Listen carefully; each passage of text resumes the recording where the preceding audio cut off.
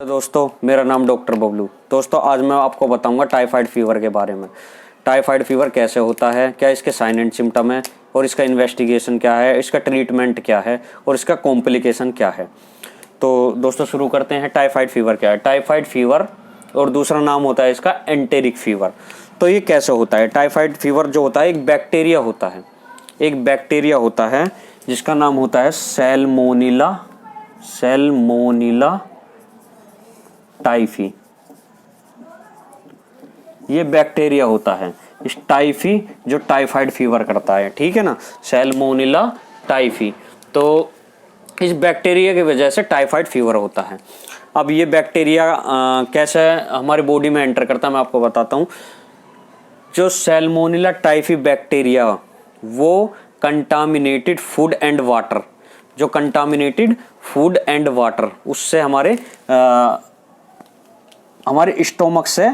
Stomach में पहुंचता, फिर वो इंटेस्टाइन में पहुंचता है। कंटामिनेटेड यानी कि जो अनहाइजीनिक, जो गंदा खाना होता है ना, वो खा लिया, खाने के बाद उसमें मिला होता है सैल्मोनेला टाइफी। वो कहाँ पहुंचता है? हमारे इंटेस्टाइन में, छोटी आंत में।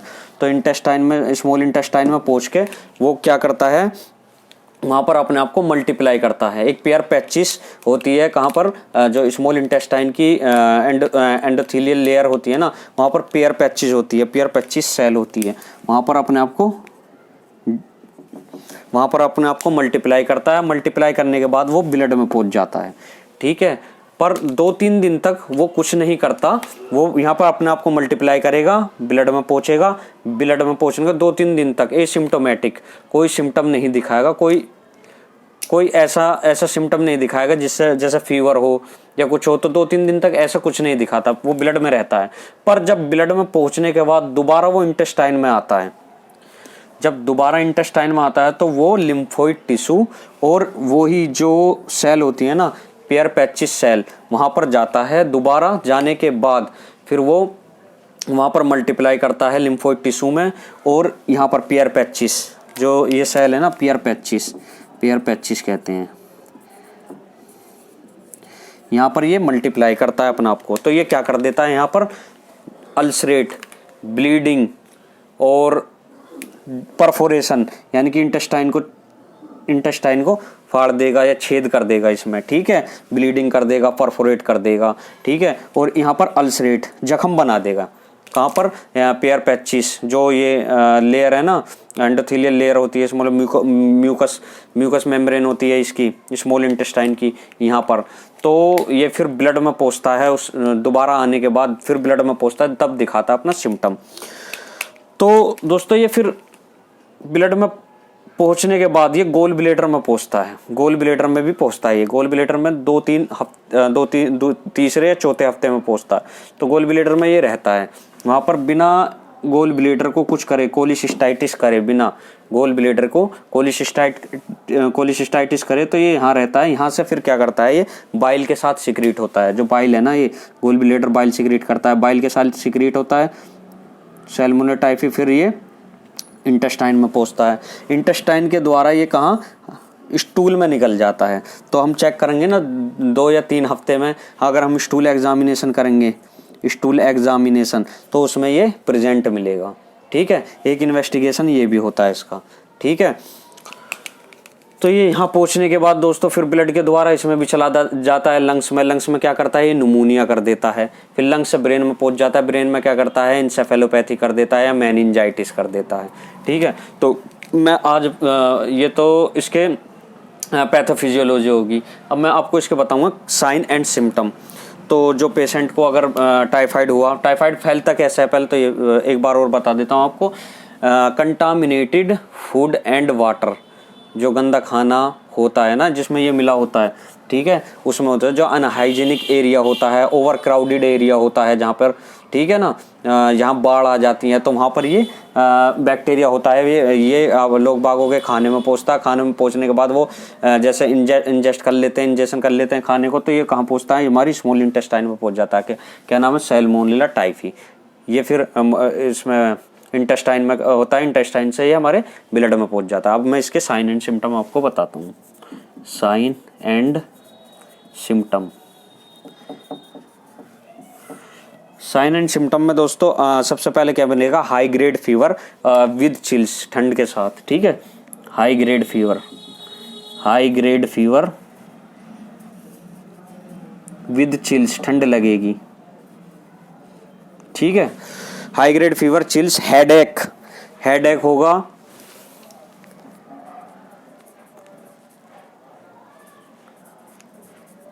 हेडेक मिलेगा, ठीक है। बॉडी पेन होगा। अब ये इंटेस्टाइन में है, तो इंटेस्टाइन में जो मतलब स्टोमक में, एब्डोमेन में है, तो क्या करेगा, एब्डोमेन, एब्डोमिनल पेन भी कर देगा।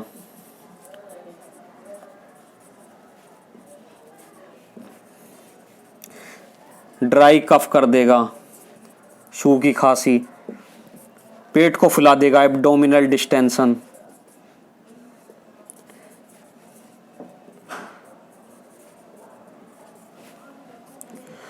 ठीक है दोस्तों। और ये ड्राई का एपिस्टैक्सिस भी करता है, जब ये ब्लड से, ठीक है, ब्लड में होता है ना, तो ये नोज में पहुंच जाता है, नोज में नेजल बैग प्लेक्सिस होता है, तो नोज में नक्की छूट जाना, नक्की को भी वहाँ इन्फेक्शन करता है, तो नक्की जैसे कहते हैं नक्की छूट जाती है, तो क्या करता है यहाँ पर, एपिस्टैक्सिस, एपिस्टैक्सिस भी कर देता है, ठीक है। कॉन्स्टिपेशन करता है, कॉन्स्टिपेशन यानी कि एब्डोमेन में डिस्कम्फर्ट होता है, ठीक है। उसके बाद ये थे इसके साइन एंड सिम्टम, जैसे high grade fever with chills, यानी कि ज़्यादा बुखार होगा ठंड के साथ, हेडेक, सिर में दर्द होगा, बॉडी पेन, पूरी बॉडी में पेन होगा, एब्डोमिनल पेन होगा, पेट में दर्द होगा, खांसी होगी, एब्डोमिनल डिस्टेंस, पेन, पेट भी फूल जाएगा, एपिस्टैक्सिस, नक्की छूट जाएगी, और कॉन्स्टिपेशन होगा, ठीक है। ये इसके साइन एंड सिम्टम है, ठीक है दोस्तों। और इसके बाद आपको बताता हूँ मैं इसके इन्वेस्टिगेशन क्या कराएंगे, इसका इन्वेस्टिगेशन क्या कराएंगे। इन्वेस्टिगेशन दोस्तों, इन्वेस्टिगेशन में हम कराएंगे विडाल टेस्ट,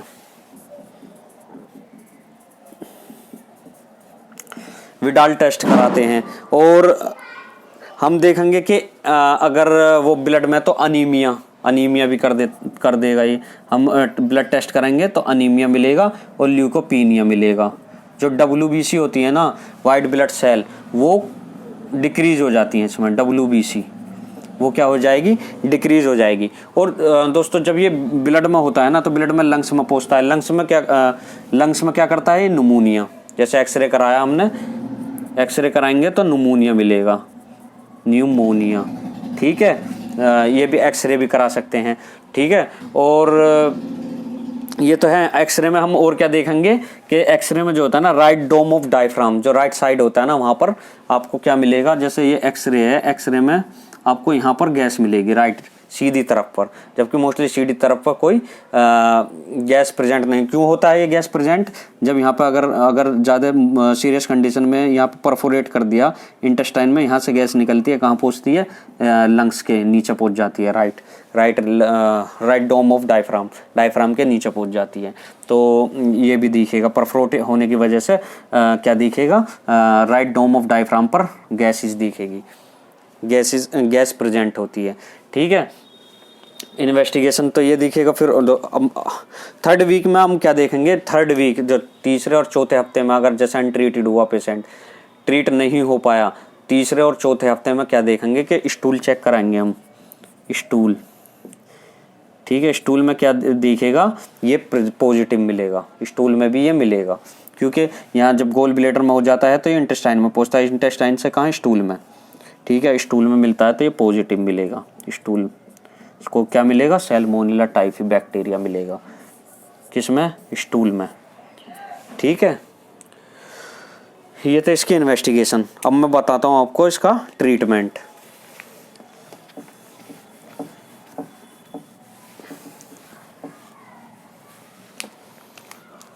इसका ट्रीटमेंट क्या है दोस्तों, ट्रीटमेंट के लिए सबसे पहले हम फीवर होता है ना, तो फीवर के लिए हम एंटीपायरेटिक देंगे, जैसे पैरासीटामोल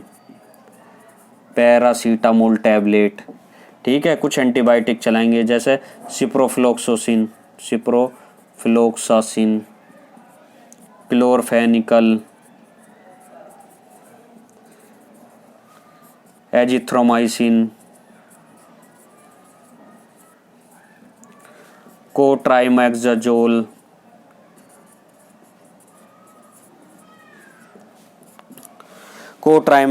एजिथ्रोमाइसिन, क्लोरफेनिकल, ओफ्लोक्सासिन दे देंगे, एमोक्सिसिलिन दे देंगे, ओफ्लोक्सासिन, एमोक्सिसिलिन। ठीक है दोस्तों। सिफेक्जिम जो मोस्ट कॉमनली अब यूज होती है, सिफेक्जिम। ठीक है। तो पैरासीटामोल, सिफ्रोफ्लोक्सासिन, क्लोरफेनिकल, पैरासीटामोल फीवर को कंट्रोल करती है, फीवर को कंट्रोल करती है। सिफ्रोफ्लोक्सासिन, क्लोरफेनिकल, एजिथ्रोमाइसिन, कोट्राइमेक्साजोल, ओफ्लोक्सासिन, एमोक्सिसिलिन और सिफेक्जिम, ये क्या होती हैं? एंटीबायोटिक होती हैं, ये एंटीबायोटिक होती हैं। ठीक है।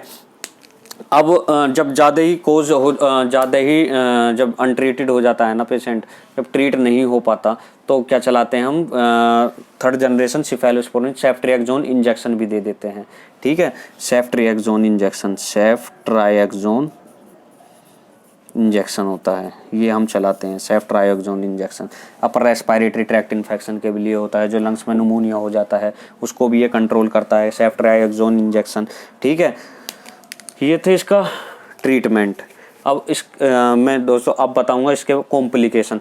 अगर पेशेंट ट्रीट नहीं हो पाया, ठीक है, तीसरे और चौथे हफ्ते बाद भी, तो ये क्या क्या दिक्कत कर देगा।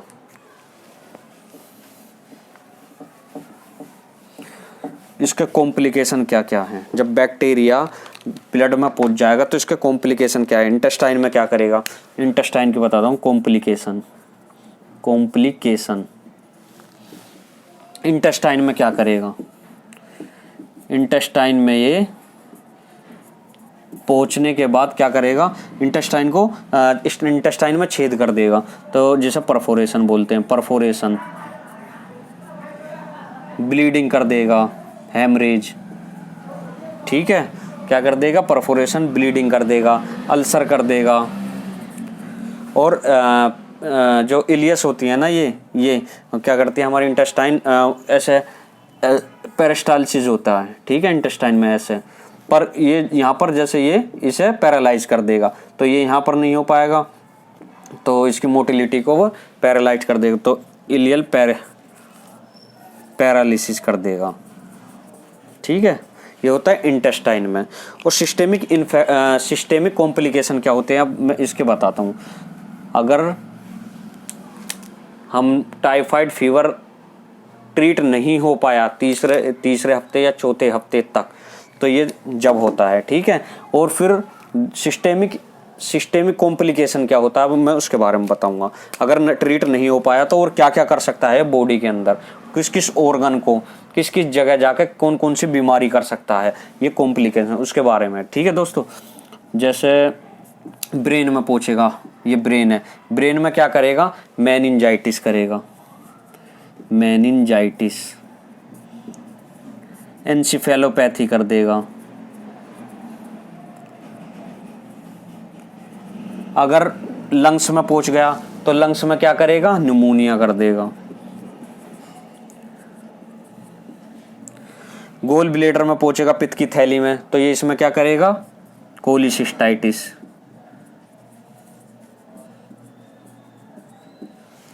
ठीक है। और इंटेस्टाइन का मैंने आपको बता ही दिया है कि इंटेस्टाइन में ये क्या करता है। ठीक है। ये था टाइफाइड फीवर के बारे में। कौन कोस करता है, एक बैक्टीरिया होता है सैल्मोनेला टाइफी, किसके क्या खाने से, कंटामिनेटेड फूड एंड वाटर, उसको खाने से ये कहाँ पहुँचता है, हमारी इंटेस्टाइन में। इंटेस्टाइन में सेल होती है पेयर पैचिस, और फिर ये ब्लड में चला जाता है। ठीक है। 2-3 दिन तक कुछ नहीं करता, फिर 2-3 दिन बाद दोबारा जब ये इसमें आता है ना इंटेस्टाइन में, तो ये इसमें पेयर पैचिस जो सेल होते हैं लिम्फोइड टिश्यू पर, वहाँ पर जख्म करना स्टार्ट कर देता है, लीजन बनाना स्टार्ट करता है। लीजन बनाने की वजह से फिर सिम्टम दिखाता है वो अपने 1 हफ्ते के अंदर। तो इसका इंक्यूबेशन पीरियड क्या होता है, इंक्यूबेशन पीरियड होता है इसका 10 से 14 दिन। ये 10 से 14 दिन में अपना पूरा असर दिखा देता है। इंक्यूबेशन पीरियड का मतलब होता है क्या असर कब दिखाया उसने, 10 से 14 दिन में वो असर अपना दिखा देता है। ठीक है, तो यहाँ पहुँचने के बाद ये फिर गोल ब्लेडर में भी अपने आप को, गोल ब्लेडर में पहुँच जाता है ब्लड के द्वारा पित्त की थैली में, वहाँ पे अपने आप को मल्टीप्लाई करता है। मल्टीप्लाई करने के बाद ये इंटेस्टाइन में पहुँच जाता है दोबारा बाइल के साथ, तो ये स्टूल से निकल जाएगा, यानी कि जो मल होता है मल के द्वारा निकलेगा, मल के साथ निकलेगा। तो स्टूल जो मल होता है ना, अगर उसको चेक कराएंगे तो उसमें भी ये सैल्मोनेला टाइफी मिलेगा। ठीक है, और ये कॉम्प्लिकेशन कर देता है, मेनिंजाइटिस इंसेफेलोपैथी ब्रेन में कर देगा, न्यूमोनिया लंग्स में कर देगा, कोलिसिस्टाइटिस हमारे गोल ब्लेडर में कर देगा। ठीक है, और जब ज़्यादा ही अनट्रीटेड होता है तो एक कॉम्प्लिकेशन हो रहा है इसका, बोन और जॉइंट, जो हड्डी होती है ना, बोन एंड जॉइंट, जैसे हमारा नी हो गया, घुटना हो गया, और हिप बोन, हिप, तो जो जॉइंट होते हैं ना जहाँ जहाँ भी, वहाँ पर ये इन्फेक्शन कर देता है, जिससे डिफॉर्मिटी हो जाती है। तो बोन एंड जॉइंट इन्फेक्शन कर देगा, ये भी मोस्ट कॉमन है। ठीक है दोस्तों, तो ये थे इसका मोटा मोटा टाइफाइड फीवर के बारे में। ट्रीटमेंट मैंने आपको बता दिया। ट्रीटमेंट में सिप्रोफ्लोक्सासिन, ओफ्लोक्सासिन, क्लोरफेनिकल और एजिथ्रोमाइसिन, कोट्राइमेक्सोजोल, एमोक्सिसिलिन, ये एंटीबायोटिक होती हैं। ठीक है, फीवर कंट्रोल करने के लिए क्या देते हैं, पैरासीटामोल दे देते हैं, और जब अनट्रीटेड होता है तो सेफ्ट्रिएक्सोन, सिफेलोस्पोरिन चला देते हैं। 3rd जनरेशन ऑफ सिफेलोस्पोरिन होती है सेफ्ट्रिएक्सोन, उसको दे देते हैं। ठीक है, ये था टाइफाइड फीवर के बारे में। प्लीज़ चैनल को सब्सक्राइब करें। Thank you, keep watching.